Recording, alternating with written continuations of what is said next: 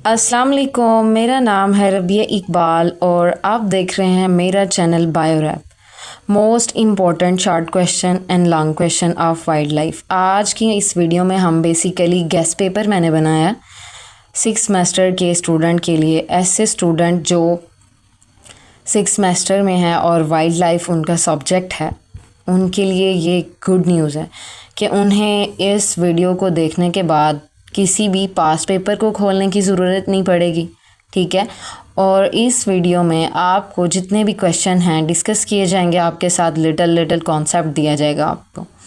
ठीक है, तो ज़ूलॉजी 312 कोर्स कोड है इसका। सबसे पहले क्वेश्चन पर हम आ जाते हैं एक्सटिंक्ट स्पीशीज़, ऐसी स्पीशीज़ जो दुनिया से बिल्कुल ख़त्म हो चुकी हैं।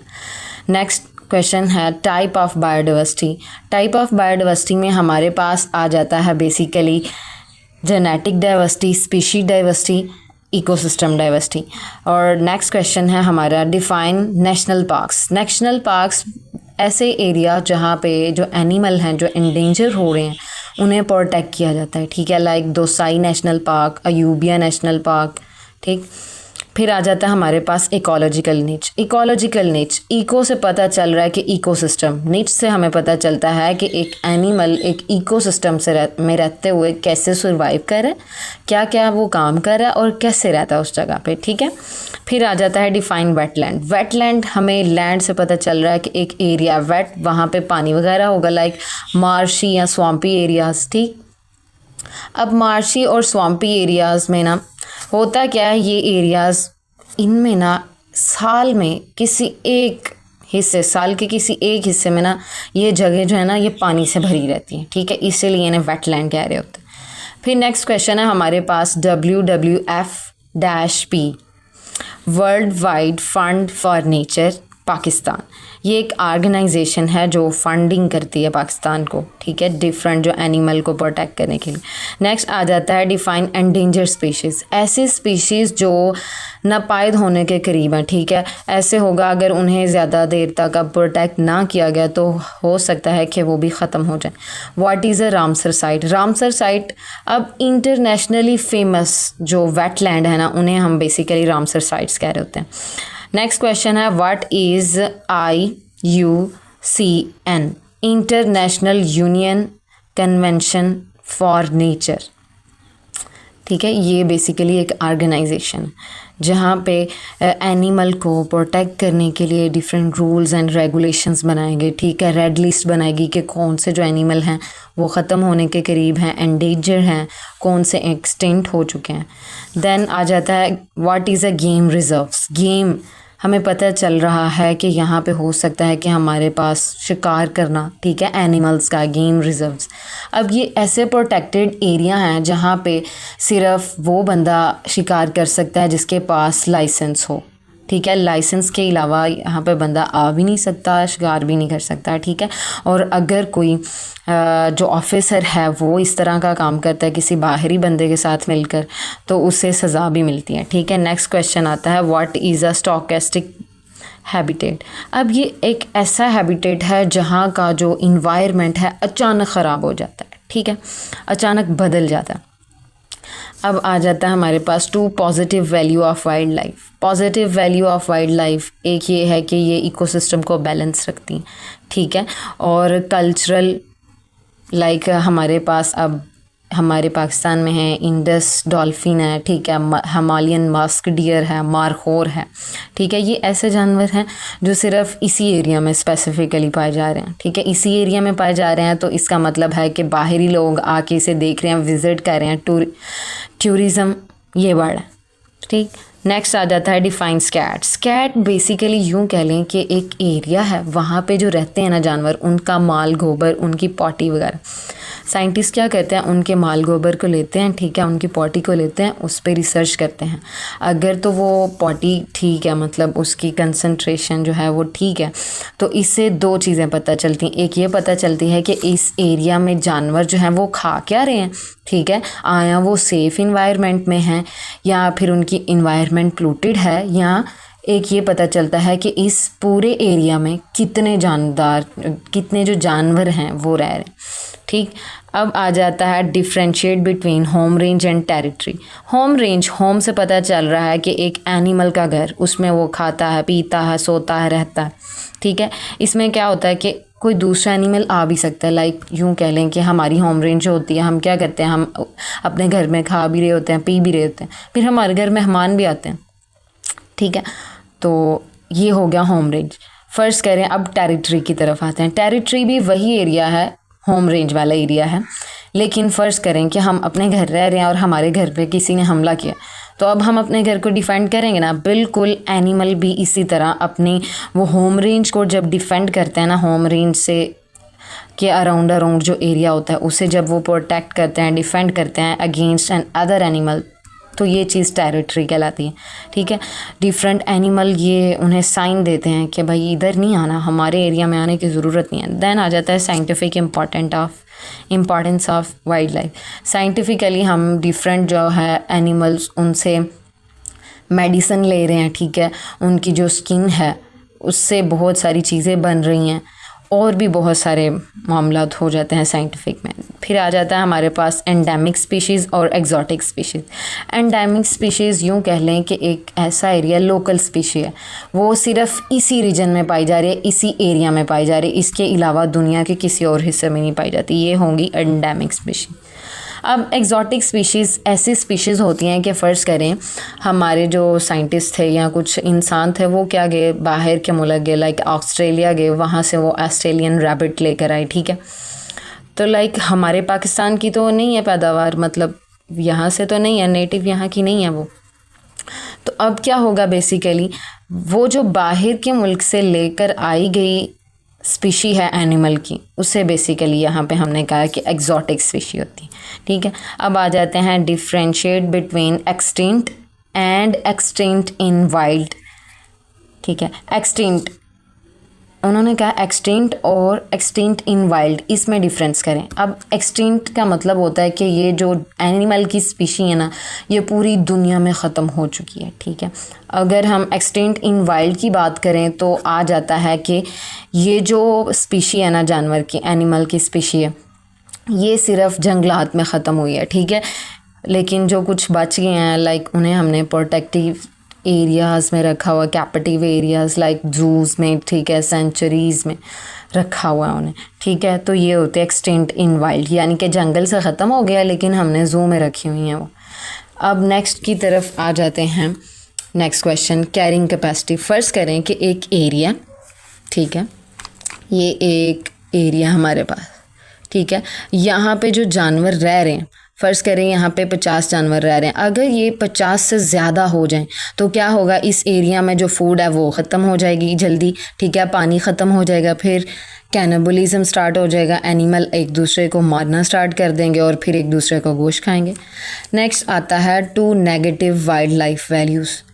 पहली हो गया क्रॉप डैमेजिंग हो रही है, ठीक है, और जो हमारे पास एनिमल्स हैं वो क्या कर रहे हैं कि इंसानों पर हमला कर रहे हैं और अपने दर से दूसरे जानदारों पर अटैक्स कर रहे हैं। फिर आ जाता है नेक्स्ट क्वेश्चन हमारे पास, what is a precocious basically ऐसे, मतलब फॉर एग्ज़ाम्पल हमारे घर एक एनिमल हमने रखा हुआ, ठीक है, और उसने कोई बच्चा पैदा किया, ठीक, ये मैं एग्ज़ाम्पल के तौर पे बता रही हूँ। अब वो बच्चा जो है वो डान और डक्स के वक्त, ठीक है, सुबह और शाम के टाइम सबसे ज़्यादा एक तो एक्टिव होगा, ठीक है, और दूसरा एक तो ये होता है प्रिकॉशियस का एक दूसरा मतलब ये होता है जो मेन है वो ये है कि प्रिकॉशियस स्पीशीज़ जो होती हैं जब ये बच्चे पैदा करती हैं तो इनके बच्चे इतने एक्टिव होते हैं, ठीक है, खुद ही दूध पी लेते हैं, चलने लग जाते हैं पैदा होते ही, ठीक है, इन्हें बहुत ज़्यादा केयर ऑफ़ की ज़रूरत नहीं होती, सो इसलिए ये प्रिकॉशियस। नेक्स्ट आ जाता है डिफाइन फीरल स्पीशीज़। अब फीरल स्पीशीज़ क्या करती हैं, अब हम आ जाते हैं फीरल स्पीशीज़ पता है क्या होती हैं, बेसिकली फ़र्ज़ करें कि हमने पहले ना अपने घर में ना एक जानवर रखा हुआ था, एक एनिमल रखा हुआ था, ठीक है, अब वो पहले घर में रहता था, तो फिर अब वो जो हमने एनिमल रखा था वो किसी जंगल में भाग गया, ठीक है, अब वहाँ पे वो जंगली जानवरों के साथ रह रहा है, ठीक है, यानी ऐसे जानवर जो पहले घरों में रहते थे और बाद में वो जंगल में चले गए, ठीक है, और वहाँ पे जाकर रहने लग गए, तो ये होती हैं बेसिकली फीरल स्पीशीज़। अब आ जाता है next, give any 6 ways for conservation and management of life. Zoo बनाना, सेंचुरीज़ बनाना, नेशनल पार्क्स बनाना। अब हम आ जाते हैं give any 6 ways for conservation and management of wild life. Wild life की कंजर्वेशन और मैनेजमेंट के लिए लाइक वहाँ पे प्रोटेक्टेड एरियाज़ बनाए जाएं, नेशनल पार्क्स बनाई जाएं, ठीक है, और सेंचुरीज़ बनाई जाएं, ठीक है, जहाँ पे इन एनिमल्स को प्रोटेक्ट किया जाए। इन्हें एंडेंजर हैं अगर एनिमल, तो उनके लिए एक रेड लिस्ट बनाई जाए, ठीक है, जहाँ पे डाटा इकट्ठा किया जाए कि लाइक ये वाली जो अब स्पीशीज़ हैं एक्सटेंट होने के बहुत बहुत करीब हैं, इन्हें प्रोटेक्ट किया जाए, ठीक है। और भी बहुत सारे हैं, आप देख लीजिएगा। नेक्स्ट आ जाता है major threat to wild life. एक क्या है कि इलीगली हंटिंग हो रही है, ठीक है, स्किन के लिए, इनकी ऊन के लिए, ठीक है, यहाँ से वूल जो फर जो है वो लेते हैं, ठीक है। फिर आ जाता है दवाइयाँ बनाते हैं कुछ, तो ये इलीगल ये हंटिंग होती है, ठीक है, इसे पाउचिंग भी कह रहे होते हैं। तो ये बेसिकली इन्हें थ्रेट्स होते हैं। देन आ जाता है ज़ू रूल। ज़ू रूल में क्या होता है कि जो भी एनिमल वहाँ पे रखे गए हैं, ठीक है, उन्हें कैप्टिव एरिया में रखा जाए, ठीक है, उन्हें ब्रीडिंग की फैसिलिटी जो है वो दी जाए, उन्हें अच्छी खुराक दी जाए, उनका बिल्कुल सेफ़ साउंड इन्वायरमेंट उन्हें प्रोवाइड किया जाए। देन आ जाता है हमारे पास eco regions. Eco region word को ना फ़र्ज़ करें कि ये पूरी दुनिया, ठीक है, इसको डिफरेंट हिस्सों पर डिवाइड किया गया, ठीक है। अब हर रीजन का जो टेम्परेचर है, यहाँ का जो टेम्परेचर है, यहाँ का अब यहाँ का टेम्परेचर, यहाँ की इन्वायरमेंट का क्लाइमेट सेम है, यहाँ का इससे तो डिफरेंट है, लेकिन इसके आसपास जितने भी इकोसिस्टम है, फॉर एग्जांपल एक इधर इकोसिस्टम है, किधर बनाओ, एक किधर बनाओ, ठीक है, तो इनका आपस में जो क्लाइमेट है वो करीबन अप्रॉक्सीमेटली सेम होता है, ठीक है। अब आ जाते हैं व्हाट इज़ अ हायरपेटोलॉजी। हायरपेटोलॉजी बेसिकली कहते हैं study of reptiles and amphibians, ठीक है। ऐसे साइंटिस्ट जो इनकी स्टडी कर रहे होते हैं, ये ब्रांच है, ज़ूलॉजी की ब्रांच है ये बेसिकली। तो ऐसे साइंटिस्ट जो इनकी स्टडी कर रहे होते हैं बेसिकली वो हायरपेटोलॉजिस्ट कहलाते हैं। देन आ जाता है डिफाइन ड्यूमल। ये स्पेलिंग जो है वो मिस्टेक है, ड्यूमल को डायर्नल भी कह रहे होते हैं। डायर्नल ऐसे जो दिन के वक्त एक्टिव होते हैं वो डायर्नल कहलाते हैं, ठीक है। फिर आ जाते हैं फोसोरियल। फोसोरियल ऐसे एनिमल जो बिल बना के रहते हैं, लाइक मोल, रैट, ये बेसिकली ज़मीन के नीचे बिल बना के ना वहाँ पे रहते हैं। फिर अबोरियल जो एयर्स में लाइक दरख्तों पे रह रहे होते हैं। What is a carapace. Carapace हमारे पास लाइक ये हमारे पास है टर्टल का ना ऊपर वाला जो हिस्सा है ना वो बहुत ही हार्ड होता है, फुल हार्ड, ठीक है। उसके ऊपर इस तरह के ना एक ये डिज़ाइन सा बना होता है, बेसिकली इसको कैरापेस कह रहे होते हैं, कैरापेस, ठीक है। अब आ जाता है हमारे पास डाटा डेफिशिएंट। डेफिशिएंट से हमें पता चल रहा है कि कमी है। डाटा मतलब डाटा की कमी है। स्पीशीज़ ऐसी स्पीशीज़ हैं जिनका डाटा हमारे पास बहुत ही कम, हमें नहीं पता कि ये स्पीशी अब एंडेंजर्ड जोन में है या एक्सटिंक्ट हो चुकी है या अभी सेफ जोन में। यानी कि एक स्पीशी है किसी जंगल में रह रही है कि इकोसिस्टम में रह रही है, हमें नहीं उसकी बिल्कुल भी इंफॉर्मेशन नहीं है, बहुत ही कम इंफॉर्मेशन है। सो इसको डाटा डेफिशिएंट स्पीशीज़ कह रहे होते हैं, ठीक है। Differentiate between beta and gamma diversity. Beta diversity for example 2 ecosystem है, ठीक है, करीब करीब पाए जाए, उनके जो एनिमल्स में या इन 2 इकोसिस्टम की डाइवर्सिटी में जो फ़र्क है ना उसे बीटा डाइवर्सिटी कहेंगे। और gamma diversity like world wide ये पूरी दुनिया है, इस दुनिया में जितने भी इकोसिस्टम रह रहे हैं उनमें जो डाइवर्सिटी है उसे गैमा डाइवर्सिटी कह रहे हैं। हमें पता ना कि गैमा रेस की जो है वो डाइवर्सिफिकेशन बहुत ज़्यादा, ठीक है, तो ये होगी गैमा डाइवर्सिटी। अब आ जाते हैं इंडिकेटर स्पीशीज़। ये एक ऐसे स्पीशीज़ हैं जो किसी इलाके को रिप्रेजेंट कर रही होती हैं, ठीक है, उस एरिए को रिप्रेजेंट करती हैं। देन आ जाता है red data book. Red data book basically इसमें ना रेड लिस्ट बनाई जाती है, ठीक है, जो एनिमल एंडेंजर्ड जोन में है, ठीक है, ख़त्म होने का खदशा है जिनका, उनके लिए एक रेड लिस्ट बनाई जाती है, उनमें उनके नाम वगैरह दर्ज होते हैं। फिर उनके एरिया को प्रोटेक्ट किया जाता है या फिर उन्हें ज़ू में या सेंचुरीज़ में ले लिया जाता है, ठीक है। अब नेक्स्ट आ जाता है हमारे पास वेरियस कैटेगरीज़ ऑफ ज़ू। अब ज़ू की डिफरेंट कैटेगरीज़ हैं, उनको देखेंगे इसमें, ठीक है, लाइक कैप्टिव, प्रोटेक्टेड एरियाज़, उनमें रखेंगे। अब आ जाते हैं मीनागरी।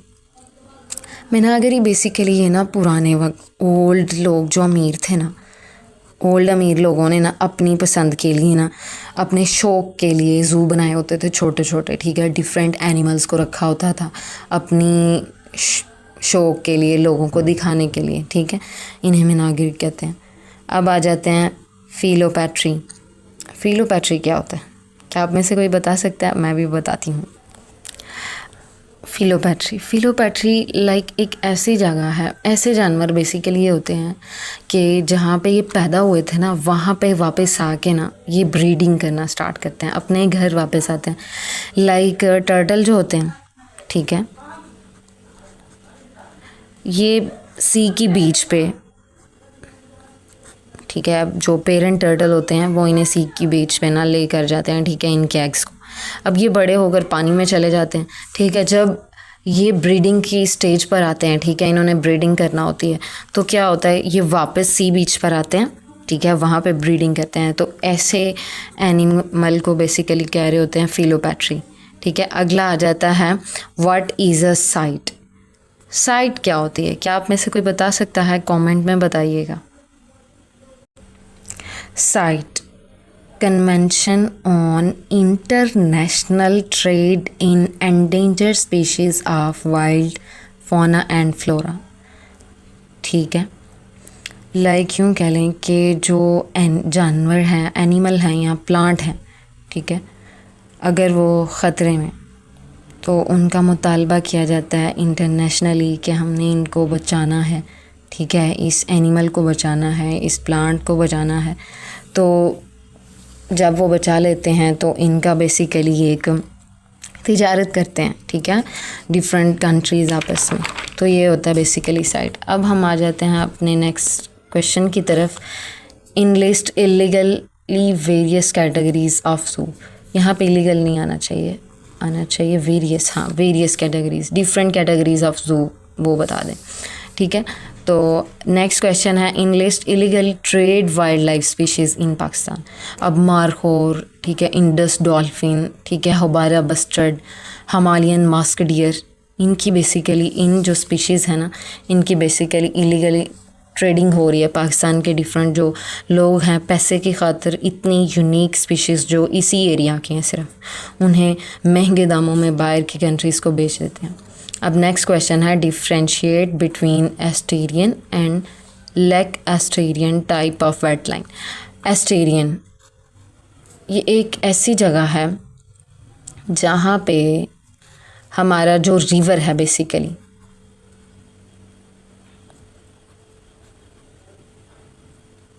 ठीक है, ये जाके समंदर में, सी में गिरता है, इसे एस्टेरियन कहते हैं। और लेक एस्टेरियन ये बेसिकली हमारे पास अगर कोई लेक है, ठीक है, तो उसके अंदर वाला जो हिस्सा ना, अंदर वाला जो इकोसिस्टम है, उसे लेक कहते हैं, लेक एस्टेरियन। अब आ जाते हैं what do you know about wild life legislation in Pakistan. तो legislation of Pakistan about wild life वो ये थी कि 1974 में ये जो इलीगल हंटिंग है, पाउचिंग है, इसे बैन कर दिया गया है पाकिस्तान में, बिल्कुल, ठीक है। अब जिस बंदे ने शिकार करना है उसके पास लाइसेंस होना चाहिए, ठीक है। तो ये एक बनाया गया marine eco region of Pakistan. अब मैरीन इको, दो रीजन है इको रीजन पाकिस्तान के, एक है अरेबियन नॉर्दर्न साइड पे और एक है वेस्टर्न साइड पे, ठीक है। अब आ जाते हैं बुश मीट। बुश मीट जंगली जानवरों का गोश्त, ठीक है। कुछ इंसान ऐसे हैं, बाज़ ह्यूमंस, ठीक है, जो जंगल के जानवरों का जो गोश्त है ना वो खाते हैं, ठीक है। नेक्स्ट आ जाता है वाइल्ड लाइफ कॉन्सेस। वाइल्ड लाइफ कॉन्सेस में हम बेसिकली एंडेंजर्ड स्पीशीज़ के बारे में, डिफरेंट जो स्पीशीज़ को हमने जिन सेंचुरीज़ में रखा हुआ है, ज़ूज़ में रखा हुआ है, पार्क्स में रखा है, उनके बारे में इसमें रिपोर्ट करते हैं, मतलब लिस्ट वगैरह रखते हैं। Extent and extinct. एक्सटेंट का मतलब होता है कि ऐसे स्पीशीज़ जो अभी ज़िंदा हैं, दुनिया में पाई जाते हैं। एक्सटिंक्ट स्पीशीज़ ऐसे स्पीशीज़ जो दुनिया से ख़त्म हो चुकी हैं। अब आ जाता है हमारे पास वाइल्ड स्पीशी। अब वाइल्ड स्पीशीज़ क्या होती हैं? जो पैदा ही जंगल में हुई थी तो उन्होंने वाइल्ड ही होना है, ठीक है। अब आ जाते हैं पोली एंड्री। पोली मतलब ज़्यादा, एंड्री जो होता है ना, ये बेसिकली मेल्स के लिए लफ्ज़ इस्तेमाल किया जाता है, ठीक है। अब पोली एंड्री पोलीगैमी, पोलीगैमी क्या होता है कि गैमी जो होता है ना, बेसिकली ये वर्ड फीमेल के लिए यूज़ किया जाता है, ठीक है। और पोली मतलब बहुत ज़्यादा फीमेल, ठीक है। पोलीएंड्री के केस में क्या होगा कि मेल ज़्यादा है, फीमेल एक है। पोलीगैमी के केस में होगा फीमेल जो है वो ज़्यादा है और मेल एक है। अब आ जाते हैं differentiate between in situ and ex situ conservation of wild life. In situ, in का मतलब है अंदर, यानी कि घर। सीटू का मतलब होता है केयर ऑफ करना, प्रोटेक्ट करना, ठीक है। एनिमल हैं, एक जंगल में रहते हैं, ठीक है। तो उन्हें उनके जंगल में ही रहते हुए एक उनकी इन्वायरमेंट को वहीं पे जो है सेफ्टी प्रोवाइड करना, उन्हें फैसिलिटीज़ प्रोवाइड कर देना, उनकी इन्वायरमेंट को सेफ़ बना देना, बेसिकली ये इन सेतु। एक्स सेतु मतलब उनका इन्वायरमेंट काफ़ी ज़्यादा ख़राब हो गया, अब वहाँ पे हम इनकी प्रोटेक्शन नहीं कर सकते, तो बेसिकली इन एनिमल को हम ले आएंगे ज़ूज़ में, ठीक है, सेंचुरीज़ में ले आएंगे, ठीक है, कैप्टिव एरियाज़ में ले आएंगे जहाँ पे इनको अच्छे से केयर ऑफ़ किया जाए, ठीक है, इन्हें पैम्पर्ड किया जाए ताकि ये एक्सटिंक्ट ना हो, ठीक है। अब आ जाता है हमारे पास differentiate between mortality and natality. Mortality आपको पता ही है कि डेथ रेट, नर्टिलिटी का मतलब है बर्थ रेट। अब इनको आपने, अभी मैं बताती हूँ कि डिफरेंस कैसे लिखते हैं, ठीक है, उसका भी मैं एक तरीका बताऊँगी आपको। अब आ जाता है क्लच एंड कोवे। क्लच फ़र्ज़ करें कि ये हमारे पास, उर्दू में हम कहते हैं ना पाड़ा, ठीक है। यहाँ पे ना ग्रुप ऑफ एग्स, एक टाइम पे एक जो बर्ड है वो जितने अंडे देता है, ग्रुप्स ऑफ एग्स देता है, उसे बेसिकली हम क्लच कह रहे होते हैं। हमने देखा होगा कि जो मुर्गियाँ होती हैं बेसिकली वो एक दफ़ा मतलब ग्रुप ऑफ एग्स 10 देती हैं, समटाइम 11 या 12 दे रही होती हैं। कोवे, कोवे का मतलब है ग्रुप ऑफ पैट्रिड्स, लाइक बर्ड्स का ग्रुप, ठीक है, लाइक तीतर हैं, तो उनका जो झुंड है ना बेसिकली हम उससे कोवे कह रहे हैं। यहाँ पे ए ग्रुप ऑफ एग्स है, यहाँ पे ग्रुप ऑफ बर्ड्स कह लें, ठीक है, जो ज़मीन पर चल फिर रहे हैं, उड़ रहे हैं। आगे आ जाए मेनागरी। मेनागरी पहले मैंने बताया कि जो पुराने लोग थे अपने शौक़ के लिए ज़ू रखा करते थे, ठीक है, घर में छोटा सा। अब ये ज़ूलेट्रियन, ये होता है कि मॉडर्न साइंटिस्ट जो हैं वो एनिमल पे रिसर्च करने के लिए, ठीक है, उन्हें कैप्टिव एरियाज़ में रख रहे हैं, ठीक है, उन्हें एक्सपेरिमेंट के लिए लेबॉर्ट्रीज़ में रख रहे हैं, उन्हें वहाँ पे पाल रहे हैं, ठीक। अब आ जाते हैं हिंगोल नेशनल पार्क। ये पाकिस्तान में एक फ़ेमस नेशनल पार्क है और ये आई थिंक बलूचिस्तान वाली साइड में पाई जाती है। फिर आ जाते हैं अब हम आते हैं अपने नेक्स्ट क्वेश्चन की तरफ। लाल सुनहारा नेशनल पार्क, ये बेसिकली बहावलपुर वाली साइड पे पाई जाती है, ठीक है, ये वहाँ पे है और यहाँ पे बहुत सारे एनिमल लाइक स्नो लेपर्ड हैं, बहुत सारे जंगली हयात जो एनिमल है ना, जो जंगल में रह रहे हैं और एंडेंजर होने के करीब हैं, ये बेसिकली यहाँ पे रखे गए हैं। नेक्स्ट आता है हमारे पास कैरीपस्कुलर एंड नक्टर्नल। कैरीपस्कुलर जो होते हैं ना एनिमल, ये डान और डक्स के टाइम सबसे ज़्यादा एक्टिव होते हैं, ठीक है, कैरीपस्कुलर। देन है नक्टर्नल। नक्टर्नल क्या होता है? नक्टर्नल हंटर आपने सुना होगा, आपने वो देखा होगा और सुनी होगी बात, जो उल्लू होते हैं, ऑयल्स होते हैं, ऑयल, वो क्या करते हैं कि रात के वक्त शिकार करते हैं, रात के वक्त ज़्यादातर बाहर निकलते हैं, चूहों का शिकार वो रात के वक्त करते हैं, तो ये एक्टिव एट नाइट। फिर आ जाता है अडॉप्टेशन। अडॉप्टेशन का मतलब है कि डिफरेंट एनिमल्स हैं और वो किस तरह से एक इलाके में, एक इन्वायरमेंट में, एक इकोसिस्टम में सर्वाइव कैसे कर रहे हैं, कैसे उन्होंने उसके मुताबिक ख़ुद को ढाल लिया।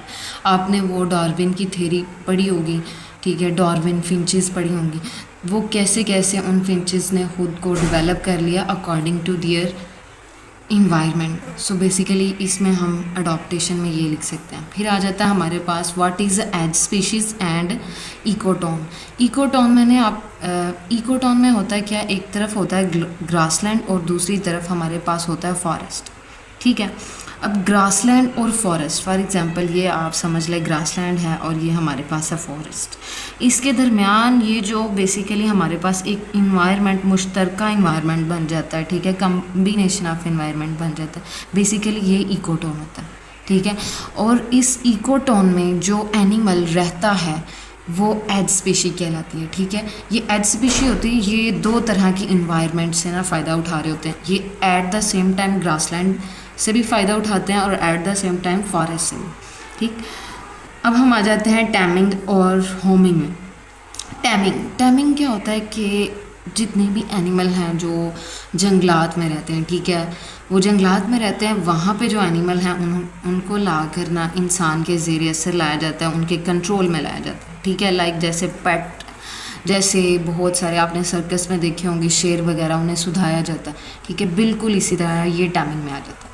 नेक्स्ट हमारे पास है होमिंग। होमिंग में क्या होता है कि ये जो एनिमल होते हैं ना, ये जहाँ पे पैदा हुए थे वहीं पे रह रहे होते हैं। इन्हें कोई भी इंसान जो है वो अपने घर में नहीं लेकर आता। ठीक है, फॉर एग्जांपल अगर एनिमल वाइल्ड है तो वो वाइल्ड ही रहेंगे, वो कभी भी डोमेस्टिक नहीं होंगे। ठीक है, नेक्स्ट आ जाता है स्टीरिलिटी। स्टीरिलिटी का मतलब है कि ये जो फीमेल होगी ना, कभी भी वो बर्थ नहीं कर सकेगी। ठीक है, रिप्रोडक्शन नहीं कर सकेगी, क्योंकि इसमें वो जो रेट होता है ना रिप्रोडक्शन का, वो होता ही नहीं है। ठीक है, फर्टाइल नहीं होती, इनफर्टाइलिटी होती है इनमें ज़्यादा। ठीक है, दूसरी तरफ आ जाता है फकंडिटी। फकंडिटी में हम ये लिख सकते हैं कि एक फ़ीमेल है, उसमें बच्चे पैदा करने की कितनी सलाहियत है और वो किस उम्र तक बच्चे पैदा कर सकती है। ठीक है, एनिमल्स में हम इसमें ये उसका बर्थ रेट, ठीक है, ये सारा कुछ फकंडिटी में देखते हैं। नेक्स्ट हमारे पास क्वेश्चन है flagship species and umbrella species. Flagship क्या होती हैं? फ्लैग से आपको पता चल रहा है कि फ़्लैग हमेशा किसी ना किसी कंट्री को प्रोमिनेंट कर रहा होता है। ठीक है, अब ये जो स्पीशीज़ हैं बिल्कुल ये भी एक कंट्री को रिप्रेजेंट कर रही होती हैं। ठीक है, लाइक हमारे पास जंगली हमने जो कौमी जानवर है हमारा वो मार्कोर है। फिर हमारे पास आ जाते हैं ग्रीन टर्टल, आ जाते हैं हिमालयन मस्क डियर आ जाते हैं। ठीक है, मार्कोर आ जाती है। तो ये जो बेसिकली जितने भी एनिमल्स के अभी मैंने नाम लिए हैं, ये पाकिस्तान के एरिया में सबसे ज़्यादा पाए जाते हैं, खुसूसन इसी रीजन में पाए जाते हैं। ठीक है, तो ये जिस रीजन में कोई एक एनिमल है वो पाया जा रहा है और वो रिप्रेजेंट कर रहा है उस मुल्क को। ठीक है, अब अगर फॉर एग्जांपल वो जो एनिमल है वो इंडेंजर जोन में जा रहा है, तो फिर क्या होगा, हमारी कंट्री के जो प्राइम मिनिस्टर्स हैं या कोई भी जो महकमा जंगलात का या इनको फॉरेस्ट मिनिस्टर है, वो इनको जब टेक केयर करेगा तो वो क्या करेगा कि दावा करेगा कि हमें ना फंडिंग चाहिए। ठीक है, फिर फॉरेन कंट्रीज़ जो हैं वो इसको देखते हुए कि आया ये जो स्पीशी है एंडेंजर जोन में जा रही है तो इसकी प्रोटेक्शन करनी चाहिए ताकि ये इसकी बका रहे।